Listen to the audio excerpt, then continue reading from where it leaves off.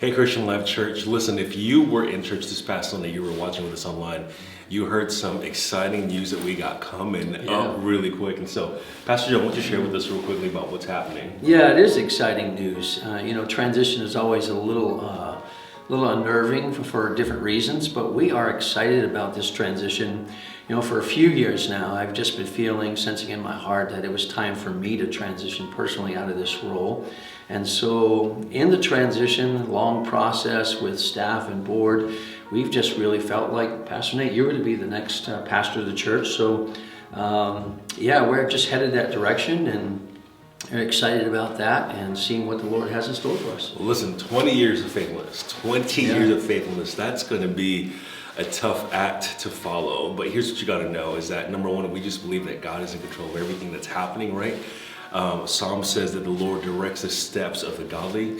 And then Alyssa and I are just excited for what God has next, what God has next for us, but also what God has next for all of us here at CLC. Mm-hmm. So here's the thing that I want you guys to know, though, and I love that we can say this, is that this is a healthy transition. This is a good transition. Right. So I think just recently we were looking at a statistic that said that only 17% of transitions in churches with the senior pastor, that they're planned and that they're actually really good. Most of them are something bad happens behind the scene. There's drama, there's the board forcing them out, and I'm just glad that that's not happening here. This is a good thing, right? This is a great thing. It's the way it should be, right? Yeah, amen to that. Amen to that. So, Pastor Joe, why don't you tell us real quickly about what is next for you? What do you got cooking? Yeah, so that's a big question, right? And so we really don't know the full answer to that, but what we're hoping to do here on staff is do some visitation, a little more visitation for some of our shut-ins and so forth, and then we'll be teaching on Wednesday nights. And I hope to do some music of some sort in the background. But other than that, we're really just kind of opening our hands to the Lord and saying, what do you have in store for us? And we want that. Several people Sunday, I got to say this, said afterwards, even after all that we talked about, so are you guys leaving? I'm like, no, we're not leaving. This is a part of the joy of this, that we get to stay here and see some of the fruit of our labor, first of all. But we just purchased a new home here, and so we're excited to enjoy that place and enjoy our grandchildren and so forth. So yeah, that's good stuff. So listen, Pastor Joe, they're not leaving, right? They're not stepping down. They're stepping to the side. We're hoping to have them here. And so, Pastor Joe, can you give us a brief rundown of the timeline that you see all this happening in? Yeah, so we have to announce it a couple weeks ahead of time for the vote. So on February the 13th, we're going to have an all-church vote. Well, membership will be voting, but be voting on Pastor Nate as our next lead pastor. If he gets voted in that day, when he gets voted in that day, on the Monday following, he will be the lead pastor of Christian Life Church on that 14th.